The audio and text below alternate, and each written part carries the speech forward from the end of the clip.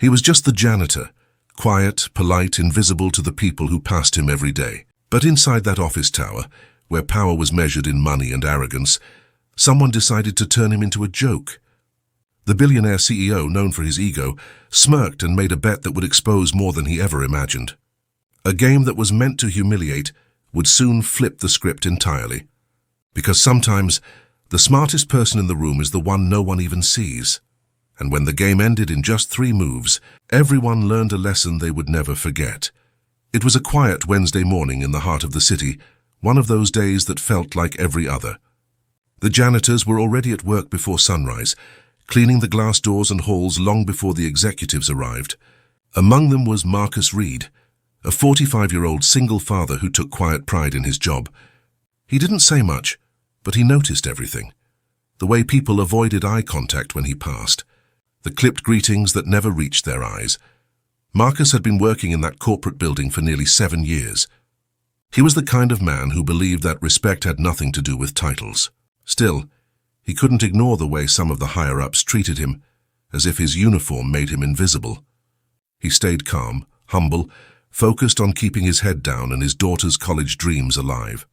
Every morning, he walked past the CEO's polished corner office, the floor shining so bright it reflected the skyline.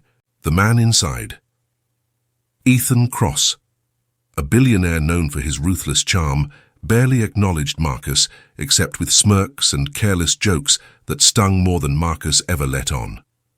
To Ethan, everything was a game, and everyone beneath him was a piece on the board. Marcus never complained, never reacted. But all that unspoken condescension would soon ignite into something neither man could have imagined. All it would take was a single game, a game of chess, that would expose not only arrogance and pride, but a truth far deeper than either expected. And when that game began, everything Marcus thought he knew about silence, respect and power would be tested. By the next week, the building was buzzing with news. The CEO, Ethan Cross, was hosting his annual executive dinner. Every executive, intern, and rising star wanted to be seen there. It was the one night of the year when Ethan played the role of a benevolent king, laughing among his employees, pretending to care about the people who worked under him. Marcus, as always, was assigned to clean the ballroom before the event. He liked those days. They were quiet before the crowd arrived. He swept the polished floor under the chandelier, aligning each glass perfectly. To him, it was more than cleaning. It was pride in his work. But when Ethan and his assistants entered, their laughter carried a tone that instantly changed the air. They didn't lower their voices when they spoke about him. They never did. "I swear Marcus takes this cleaning thing like it's rocket science," one intern chuckled. "Maybe if he worked half as hard on education as he does polishing floors, he'd be running the place," Ethan added, grinning, his hand resting on a glass of champagne that Marcus himself had just placed. Marcus didn't flinch. He'd learned a long time ago that reacting gave them what they wanted. Still, he felt that sting deep down, the one that told him this wasn't just a bad joke. It was something uglier. That night, as the dinner began, Marcus stayed in the corner, quietly cleaning glasses near the back wall. From there, he saw it all. Ethan's confident smile, the crowd of executives fawning over him, the indulgent luxury of success. It wasn't jealousy Marcus felt. It was awareness. He understood exactly what kind of man Ethan was. The arrogance in his laughter spoke for itself, but then something unexpected happened. Near the end of the dinner, Ethan announced the new company lounge, a space he claimed was meant to foster unity among staff. "And you know," Ethan said, adjusting his cufflinks as cameras flashed, "we even brought in a chessboard. They say chess builds strategy, and not everyone can grasp strategy, right?" His eyes scanned the room, landing deliberately on Marcus. The room laughed. Marcus froze, his hands tightening around a glass cloth. He wanted to leave, to walk out, to never return, but he didn't. Something inside him stirred. He remembered how his own father used to teach him chess every Sunday in their small apartment, telling him, "Son, life will try to humble you. Learn to think 5 moves ahead." The night continued, loud and bright, but Marcus could feel Ethan's mockery lingering in the air. When the crowd thinned, Ethan called out to him in front of a few lingerers. "Marcus," he said, gesturing to the chessboard. "You ever play?" The group laughed. Marcus set the glass down slowly and met his employer's smirk. "Yes, sir." he said softly. Ethan grinned wider, his voice dripping sarcasm. Really? Then beat me in one game. Win and I'll... What did we say last year? Ah, yes, I'll give you something impossible. Hell, maybe I'll marry you. More laughter followed. They thought it was harmless fun, but Marcus saw every shape of disdain behind the smiles. With quiet resolve, he stepped forward. All right, he said. I'll play. The room fell oddly still. They took their places by the board. Ethan in his tailored suit, Marcus in his work uniform, sleeves slightly wet from cleaning solution. The contrast was jarring, but what mattered to Marcus was focus. Ethan started with his usual bravado. King's pawn forward. An opening so predictable it made Marcus want to laugh, move by move. The pieces clicked softly. Ethan smirked with every turn, making comments meant to destabilize. Careful now, Marcus. Not all men are made for strategy, but Marcus wasn't listening to the words. He saw the board clearly, the inevitable pattern revealing itself, before Ethan even noticed the trap closing in. Within 3 calculated moves, Ethan's queen was cornered. One more adjustment, a bishop slide, a knight repositioned, and the game froze. Marcus leaned back. Checkmate. A stillness filled the room as sudden and sharp as a dropped pin. The executives who had stayed late stared in silence, processing what they'd just witnessed. Ethan's grin faltered, collapsing into a rigid expression between disbelief and anger. How? He muttered, but Marcus had already stood up. He didn't gloat, didn't smile, just nodded politely and began clearing the board. You said if I won, I'd get something impossible, Marcus said, his tone calm. I already have it, sir. The room remained silent. Ethan said nothing, neither apology nor congratulations. But in his eyes burned the kind of hate that comes from humiliation. For the first time, the power dynamic shifted. Marcus was no longer invisible. He finished cleaning, leaving the CEO alone at his untouched glass of champagne. Yet that night was only the beginning. The next morning, Marcus arrived at work to find whispers threading through the building. The story had spread. The janitor who beat the CEO. Most thought it was a rumor, but the executives who witnessed it knew the truth, and Ethan's humiliation deepened with every passing glance. Meetings were quieter, jokes faded, and Marcus, though carrying the same mop and uniform, walked with a different composure. 2 days later, Ethan summoned him to his office. The skyline towered behind him through the floor-to-ceiling windows, every inch meant to project dominance. Congratulations on your win, Ethan said finally, his voice taut. I suppose you feel proud, Marcus simply nodded. I feel human, he replied. Ethan's jaw tightened. Don't mistake a game for equality, Marcus.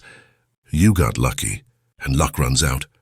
Marcus left the office in silence, but in the days after, small changes began to unravel.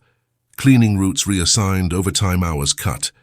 Ethan didn't fire him, but he twisted the knife quietly, using the only form of punishment he could still control. Marcus knew what it was. It wasn't about cleaning duties. It was about control, ego, punishment, for daring to challenge the hierarchy that men like Ethan built their lives upon. He considered quitting, but each time he thought of his daughter's future, he stayed. Then came the internal memo, a staff reorganization meeting in the CEO lounge, open to all. Half the building attended. Ethan stood before them, resuming his smug confidence, playing to the crowd again. Sometimes, he said with a smirk, you have to remind people that every man has his place. He gestured to Marcus in the crowd. And some people forget where they belong. A murmur rippled across the room. Marcus looked down at his hands, steadying his breath. Every instinct told him to walk away. But he didn't. He stepped forward quietly, meeting Ethan's gaze. Maybe, he said, some people never belonged where they were forced to stand. The hall went silent once again. Ethan tried to respond, but his voice caught. The quiet strength in Marcus's words carried more power than any corporate speech could. By the time the meeting ended, the story had spread even further, not just of a man who beat a CEO, but of dignity standing firm against arrogance. What began as a night of mockery had become a mirror, reflecting the ugliness that successful men like Ethan thought they could hide behind money and charm. But Marcus had learned something too. Silence isn't weakness. Sometimes it's the sound of strength gathering its shape. Ethan, however, wasn't finished. He had one last scheme, a plan Marcus never saw coming, one that would test just how much a man's dignity can endure when the world decides he's less than equal. And when that moment came, Marcus would have to choose, not between winning and losing, but between pride and peace. For the next few weeks, the tension in the building became unbearable. People had stopped laughing at Marcus, at least not out loud, but the silence felt heavier than mockery. Ethan's pride had been wounded in front of half the company, and though he smiled for the press and investors behind closed doors, his anger simmered. When the new quarter meeting arrived, Ethan seized the moment. The conference room was packed, executives, assistants, even the cleaning staff. On the big screen behind him, the company's logo glowed bright. But buried within his presentation slides, he had prepared something sinister, an example he claimed would teach the staff about professionalism. Then it appeared, a grainy still from security footage. Marcus, mopping the floor near Ethan's office, cropped perfectly to look like he was spying. Gasps rippled through the room. Ethan turned dramatically, feigning disappointment. "This," he said with a smirk, "is what happens when people forget their place." The humiliation hit Marcus like a fist to the gut. It wasn't just a lie, it was meant to destroy him. Everyone's eyes pressed against him like judgment, feeding off the unspoken message carved into Ethan's words. A janitor can win a game, but he'll never win here. Something inside Marcus broke, but not in defeat. For once he didn't lower his head. He stepped forward, his heart pounding so loud it almost drowned out his fear. In the hush of that fluorescent-lit room, he said calmly, "Funny thing about chess, Mr. Cross, the smallest piece still has the power to check the king." The room froze. Every breath vanished. Ethan's smirk collapsed into pure rage. He tried to speak, but no words came. For the first time in that building's history, no one dared to laugh. Marcus picked up his mop, looked out over the stunned faces, and walked out. He didn't know if he still had a job, but he knew something greater. The truth had finally spoken louder than power, and from that moment on, the story of the man who beat the CEO wasn't just about a game. It was about a world where, for one shining second, equality didn't need permission. The boardroom incident spread through the company faster than the lies that built Ethan's reputation. People whispered about it quietly at first. The footage, the humiliation, the words that broke the silence. But before the day was over, the entire floor knew the truth. Marcus had finally stood up to the man everyone feared but secretly despised. By midnight, the clip had circulated through staff chat threads. The company's security logs leaked, and the narrative began to change. The janitor's rebellion, as some jokingly called it, wasn't really about rebellion at all. It was about dignity. For 7 long years, Marcus had been invisible, someone whose name existed only in payroll records, whose skill and pride were hidden behind a mop and a faded uniform. But one moment of courage had forced the building to look in the mirror, and what they saw wasn't power or success. It was arrogance, magnified under the cold light of truth. Ethan Cross didn't show up to work the next day. Corporate spun it as personal leave, but everyone knew his empire of intimidation had cracked. Investors cared about profits, but they feared bad publicity more. And the story of a billionaire humiliating his black janitor in front of a crowd had the potential to be viral poison. Marcus didn't want revenge. He wanted peace. Yet in the quiet days that followed, his phone buzzed more than ever. Employees from every department thanking him privately, people who had once kept their distance now stopping to shake his hand. He didn't change his routine. He still arrived early, polished floors, replaced trash bags. But people looked at him differently now, not with pity, with respect. When Ethan eventually returned weeks later, he didn't look the same. His hair was thinner, his confidence forced. The building greeted him coldly. Even executives who once chased his approval avoided his gaze. Power without respect dissolves in silence, and Ethan could feel that silence swallow him whole every time Marcus's keys jingled down the hall. Eventually, Ethan resigned after a quiet shareholder discussion. The company issued statements about restructuring and diversity initiatives. Marcus didn't need to see the papers to know they were just covering themselves. But it didn't matter. In that moment, something inside him shifted. He realized he'd already won on the day he chose not to bow his head. He didn't ask for promotion or praise. He just kept doing his work. But at the end of each day, he'd look out the glass lobby doors toward the skyline and feel something new. something heavy but freeing. Pride. Months later, a news outlet picked up the story from an anonymous source. The headline read, "Billionaire humiliated after janitor outsmarts him in chess and character." And for a brief moment, Marcus's story echoed far beyond the building where it began. Students shared it. Workers discussed it. Strangers online called him a symbol of quiet strength. But Marcus didn't feel like a hero. He remembered every small humiliation he'd brushed off to survive. Every half smile that meant, "Stay in your place." Every laugh that pretended not to sting. His story might have made headlines for a week, but the truth behind it wasn't new. Across the country, across the world, countless others were still playing quieter games, fighting for spaces where dignity should never have to be earned at all. He thought about something his father used to say. The board is the same for everyone, but some are born with fewer pieces. Marcus understood now that victory was never just about winning. It was about rewriting the rules of the board itself. Even long after Ethan's name faded, Marcus still walked those same polished halls. One morning, while cleaning near the office entrance, a young intern approached him. Nervous, she asked timidly, "You're Marcus Reed, right? The man who beat the CEO in 3 moves?" Marcus smiled gently. "I'm the man who went to work that day," he said. She hesitated, then smiled back.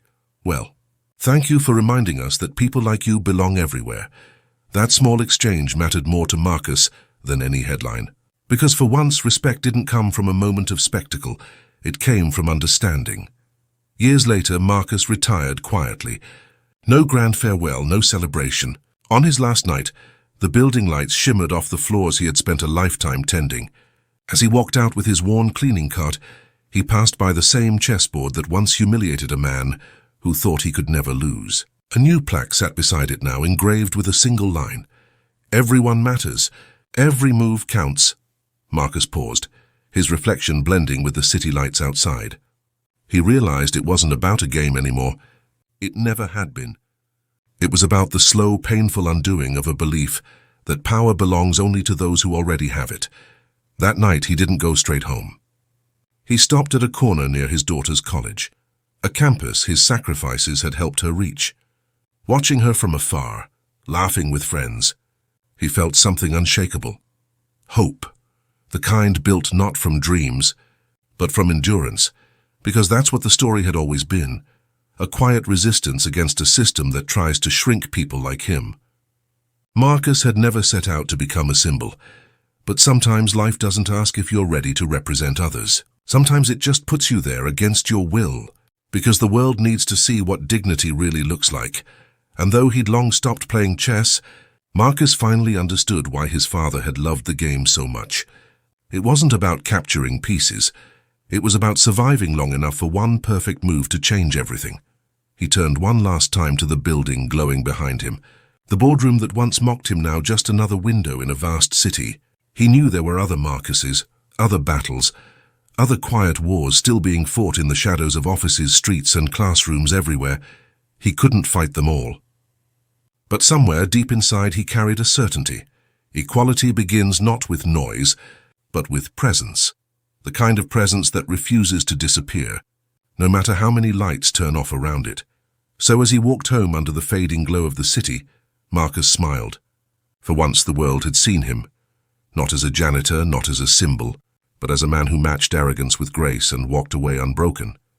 And maybe now, someone else would remember his story, not as a headline, but as a reminder that the smallest move can still topple the tallest king, because in a world still divided by color, pride, and privilege, sometimes the quietest victories echo the loudest.